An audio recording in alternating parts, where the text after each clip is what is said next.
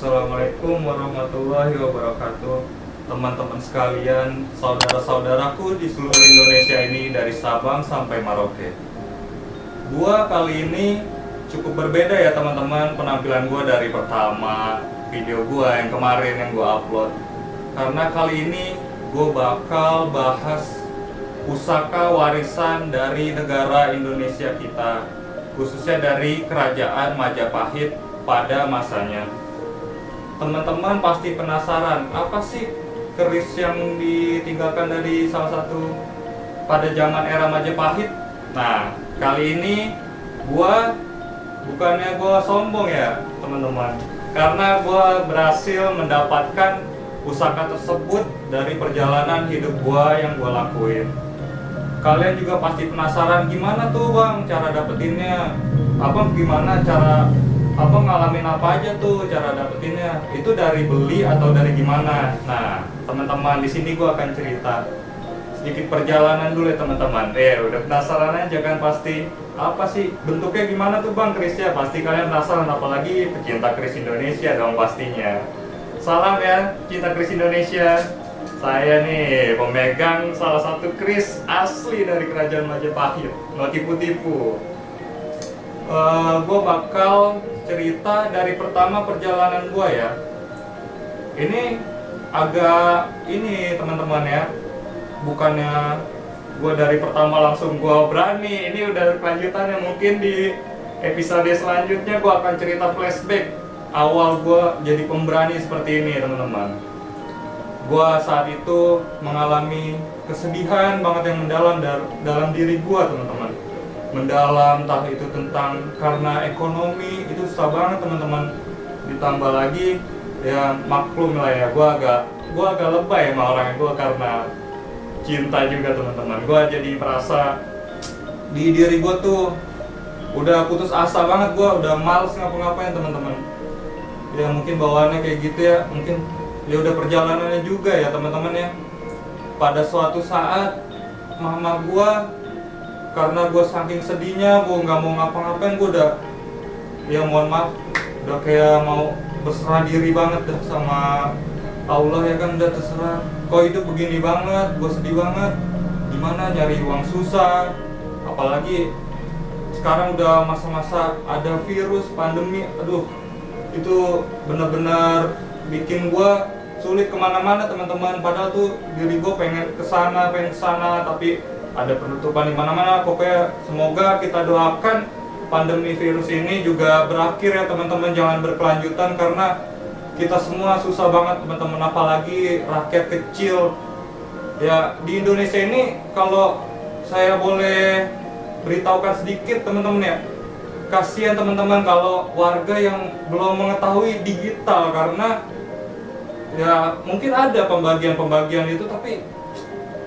mungkin belum mengerti cara mengaksesnya untuk mendapatkan ini karena terlalu banyak teman-teman. Tapi gue nggak bakal bahas ke situ ya, gue nyinggung di situ aja buat pemerintah supaya pemerintah sadar nih, oh iya warga Indonesia tuh jangan terlalu diinin dulu langsung digeber modern banget, karena banyak ini suku budaya itu banyak banget. Kasihan untuk mengikuti zaman ini tuh harus butuh proses, jangan langsung ada apa langsung digeber gitu. Nah, pada saat itu gue udah sedih begitu, kata mama gue berkata, bicara empat mata dengan gue, katanya, kamu ini mendingan jangan berputus asa seperti ini. Mama saranin kamu untuk mencari ketenangan, mencari kamu di luar sana banyak tempat yang membuat kamu tenang, damai. Mungkin kamu butuh refreshing untuk melihat alam, mendengarkan alam. Nah di saat itu mama gue juga keturunan dari paranormal ya teman-teman ya, dari zaman kakek gue, yaitu bapak dari mama gue sendiri itu paranormal, dan diteruskan oleh mama gue.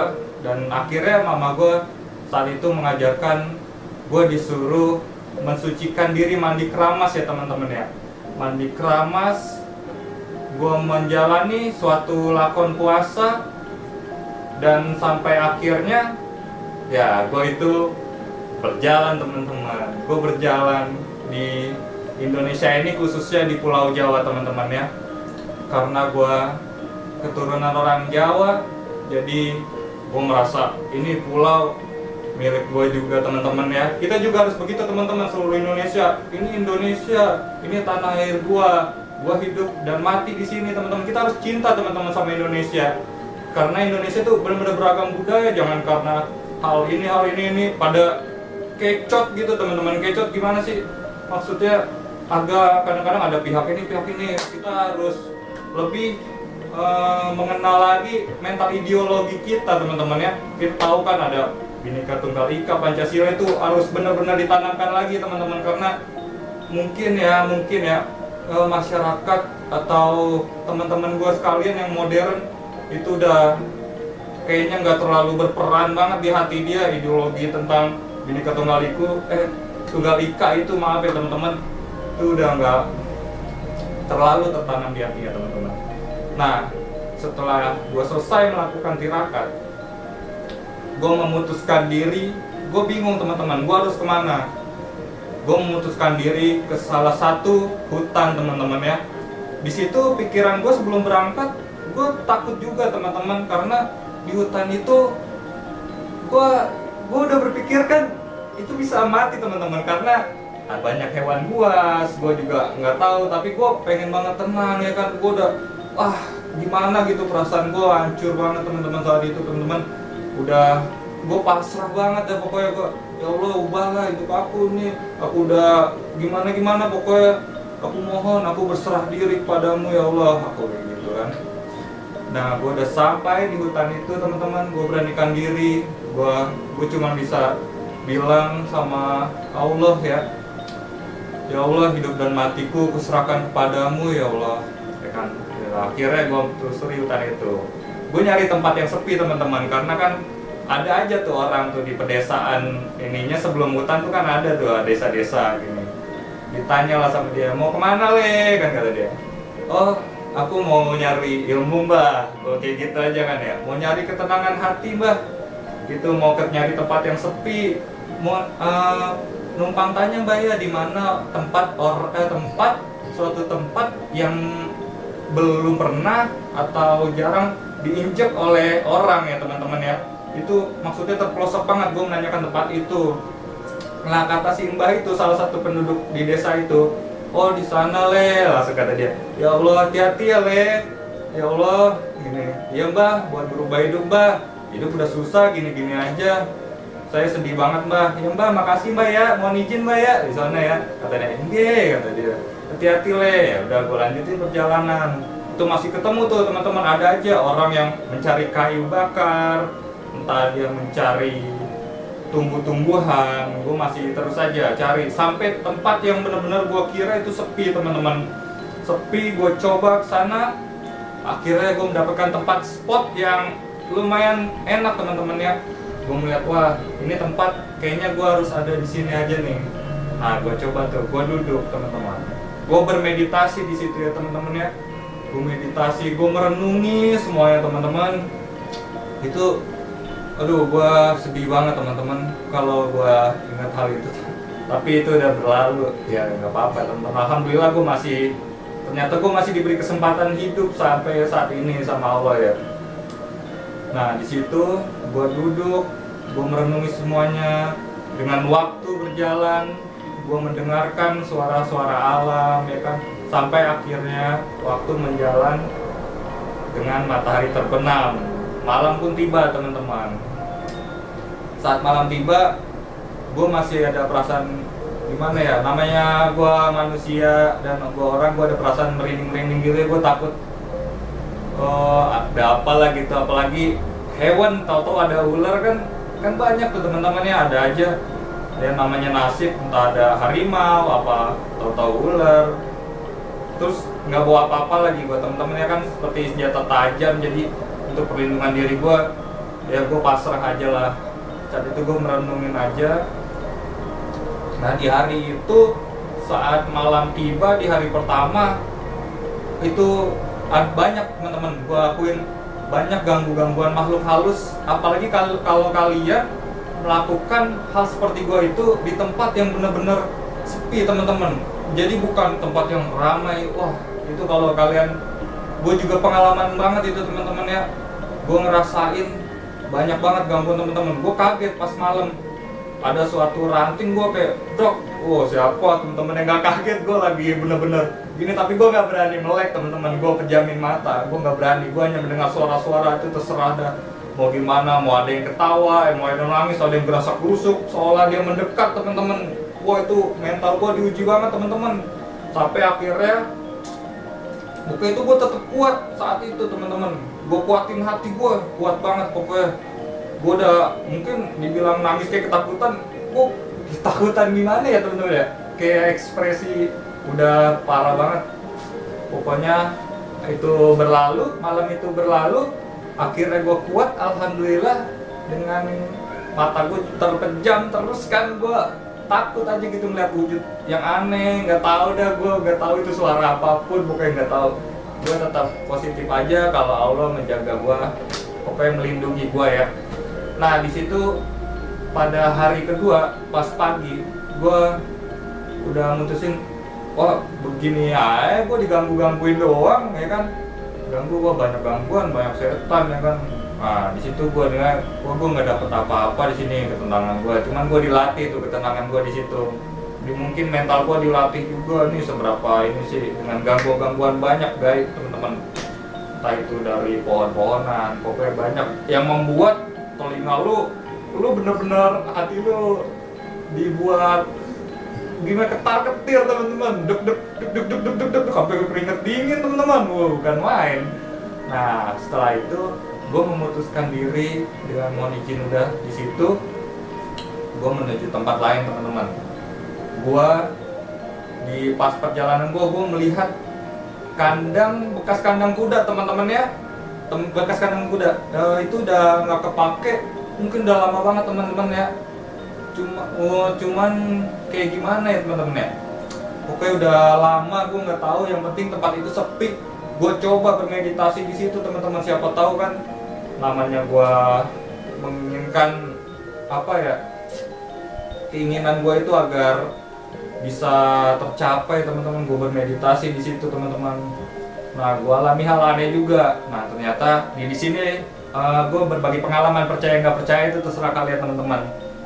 Di situ ada hantu kuda, itu gue akuin itu real teman-teman, nyata teman-teman ada. Kalau kalian mungkin gue nggak tahu ya di semua kandang kuda atau di tempat gue saat waktu gue berkelana itu aja adanya.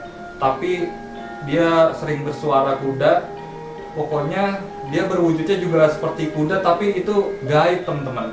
Itu bikin gue merinding juga, tapi dia cuman ganggu-ganggu gitu aja. Dia nggak bisa, cuman ibaratnya kayak hantu yang gimana ya, yang menguji mental kalian itu agar kalian tuh apa, keinginan kalian tuh dipatahkan gitu. Dia diuji tuh, kalian berani apa enggak nih, sekuat apa sih keinginan kalian gitu. Diuji dengan hantu-hantu itu yang ada penunggu di situ teman-teman. Dia menyaksikan apa mungkin dia bisa memperhatikan kita ini manusia. Kasihan banget merenung. Saya nggak tahu juga ya teman-teman pemikiran dari makhluk gaib itu seperti apa, tapi yang saya anggap itu ya cobaan aja teman-teman ya.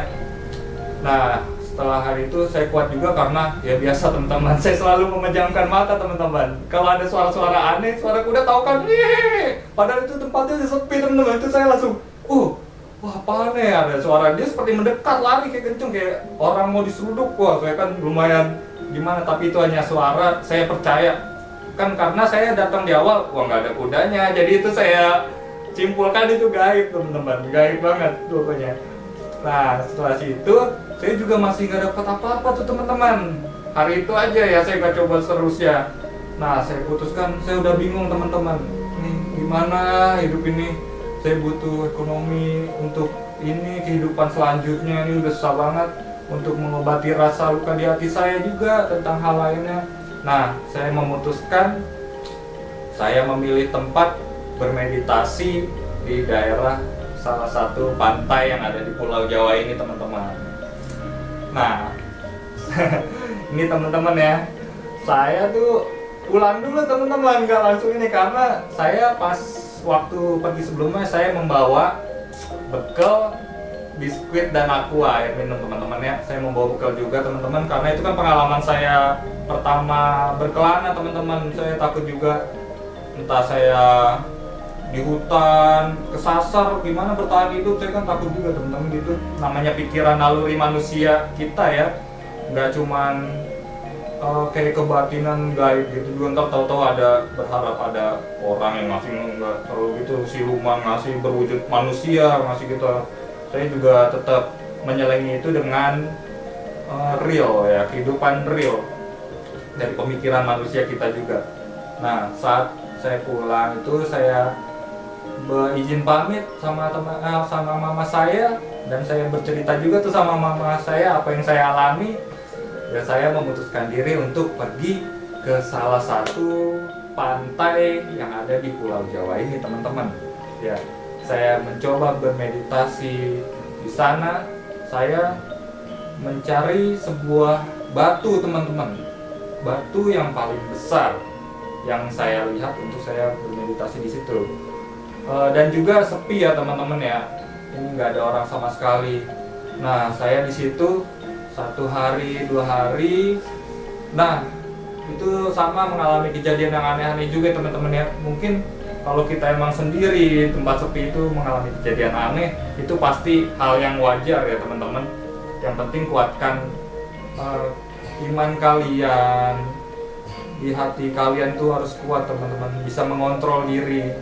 Jangan kalian kaget, kelabakan, jadi kalian ngawur ntar lari kemana-mana, itu bahaya teman-teman ya. Jadi kalian ini juga nggak disarankan untuk mencoba hal ini tanpa kalian mempunyai guru ya teman-teman ya, karena itu bisa mencelakai diri kalian mungkin ya teman-teman ya. Karena banyak hal-hal yang bahaya yang nggak kita tahu teman-teman, ada aja pokoknya, entah itu dari makhluk nyata seperti hewan dan yang lain-lainnya ya. Nah, setelah saya 2 hari, saya udah benar-benar putus asa. Saya udah nggak mau pulang teman-teman. Saya nggak mau pulang ke rumah teman-teman. Saya udah pasrah. Ya udahlah, saya pasrah aja di sini. Nah, pada saat itu di hari ketiga sore hari teman-teman ya, ingin waktu maghrib. Nah, di saat itulah saya bertemu dengan seseorang guru besar teman-teman ya. Saya ditegur, tapi dia ini seperti orang penduduk biasa di awal teman-teman, seperti orang habis memancing gitu teman-teman, menegur saya. Saya kan bermeditasi tuh, merem kan, saya ditegur, saya kaget juga. Wah, ada orang kan gitu kan. Saya ditegur, lagi opo kan gitu. Mbah, kan otomatis saya gitu ya. Ini mbah, aku lagi apa mbah? Ini buat apa kan, kata banyak gitu. Pengen merubah hidup bah, hidup gini-gini aja kan gitu kan. Saya soalnya udah banyak sakit banget di hati saya bah, saya curhat deh pokoknya, saya curhat ya pokoknya. Nah, kata mbak itu, udah ikut saya aja gitu. Ayo saya didik lah ibaratnya seperti itu ya. Nah, saya juga otomatis kan itu suatu hal yang aneh ya teman-teman ya. Karena saya itu benar-benar tempat yang sepi, tiba-tiba itu ya saya percaya mungkin di dalam pikiran saya, mungkin ini kali ya, mungkin inilah Allah memberikan saya guru untuk membimbing saya ke depannya. Nah, saya putuskan untuk ikut bersama mbah itu. Nah, saya diajarkan banyak hal pokoknya, dan itu mungkin akan ada di video selanjutnya saya ya. Dan nggak mungkin lah di sini semua, lama banget teman-teman, karena memori di HP saya nih semakin udah kejepit banget teman-teman. Jadi mohon bantuannya, like, subscribe, dan komen teman-teman, share ke teman-teman kalian semua ya kan. Apa salahnya sih saling ngebantu kita, saling subscribe kemana-mana ya kan. Ya namanya sekarang pandemi kan teman-teman. Nah, langsung saya singkat yang cerita. Kalian penasaran saya telah mengalami apa aja? Itu banyak nih, nggak langsung diberikan keris ini teman-teman. Pusaka Indonesia ini, peninggalan Majapahit ini nggak langsung diberikan begitu aja ya. Saya mengalami banyak hal yang disuruh oleh guru saya tersebut. Nah, saya singkat cerita aja. Saya pas sudah mendapatkan pusaka itu dan diwariskan kepada saya, alhamdulillah saya akan menunjukkan kepada kalian semua.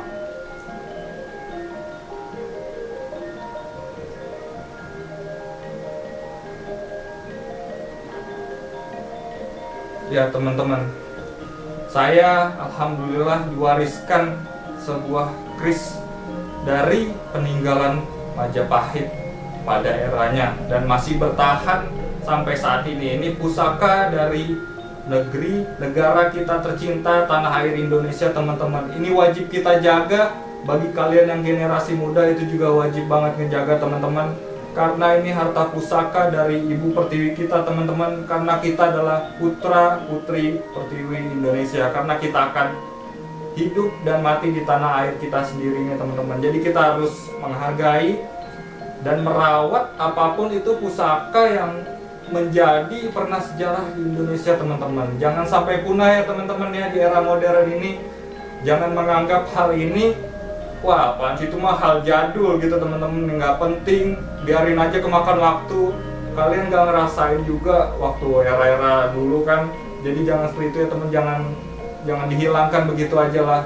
Dan untuk orang-orang tua yang mempunyai dongeng-dongengkanlah anak-anak kalian agar tahu Indonesia ini seperti apa pada masanya, biar menghargai dari kondisi Indonesia teman-teman yang menurut saya sekarang ya menyedihkan ya teman-teman ya. Banyak gimana gitu teman-teman, mungkin kalian sendiri merasakan ada yang peka hatinya itu ingin Indonesia seperti apa, banyak lah, mungkin saya salah satunya. Dan inilah saya tunjukkan keris yang saya beri nama keris Kolowlang peninggalan Majapahit ya teman-teman. Inilah teman-teman, saya tunjukkan, ini sangat sakral teman-teman ya. Ini pusaka asli Indonesia dan mungkin bisa saya perlihatkan di sini teman-teman. Keris ini sudah termakan waktu, dia bisa dibilang seperti lapuk ya teman-teman. Sudah termakan waktu, banyak tergerobot teman-teman. Bisa dilihat ini bentuk aslinya, saya perlihatkan secara dekat keris ini teman-teman ya. Ini untuk menghilangkan rasa penasaran kalian juga teman-teman. Inilah kerisnya teman-teman, Kolowlang asli peninggalan Majapahit yang diwariskan kepada saya dari guru besar yang saya kenal teman-teman, yang akhirnya dijatuhkan kepada saya untuk merawat ya teman-teman pusaka Indonesia ini. Ini teman-teman silahkan kalian lihat, ini sudah termakan waktu ya teman-teman, terkikis karena ini keris yang berumuran, sudah tua banget teman-teman.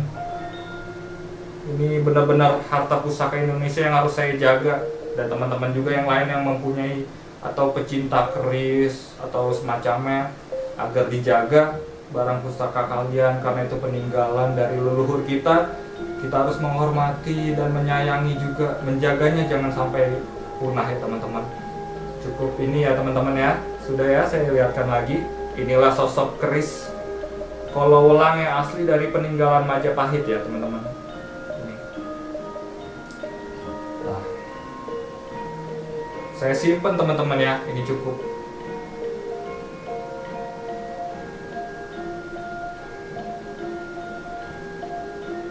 Nah, oke teman-teman.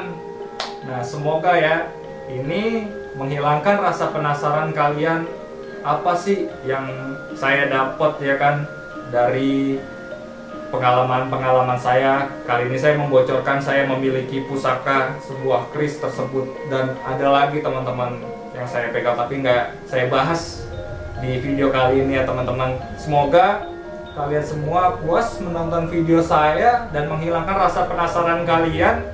Apa sih itu keris, yang keris ini masa sih gitu kan, pasti bertanya-tanya. Apalagi tapi mana saya mau lihat gini ya, kolektor mau lihat, karena ini pernah ditawar ya teman-teman. Itu mungkin ujian bagi saya teman-teman, itu harganya fantastis banget teman-teman, tapi wah gimana ya teman-teman, mungkin saya bingung juga. Dan itu saya nggak lepas teman-teman, karena ini udah amanah dari guru saya untuk saya menjaga pusaka ini teman-teman ya. Itu cukup berat teman-teman, soalnya saya kan di cerita saya tadi itu ekonomi susah banget teman-teman. Mungkin diuji di situ kepercayaan saya menjaga kris itu diuji dengan mau dibayarin berapa, mau mahar berapa gitu teman-teman, itu ujiannya banyak banget, dan saya tetap kuat. Saya nggak lepas teman-teman kris tersebut. Nah, jangan lupa ya teman-teman, untuk terakhir kalinya ini saya berkata terima kasih telah menonton video saya ini, dan jangan lupa klik tombol subscribe, share, pokoknya like, komen, positif atau negatif saya akan terima teman-teman, apapun itu saya akan baca. Saya ingin melihat respon kalian juga, dan mungkin kalian bisa bercerita juga tentang pengalaman kalian dan komen ya kan, biar saya juga, kita berbagi-bagi cerita misteri ya kan yang pernah kita alami, kalian juga bisa seperti itu. Dan udah cukup sekian teman-teman ya, terima kasih. Assalamualaikum warahmatullahi wabarakatuh.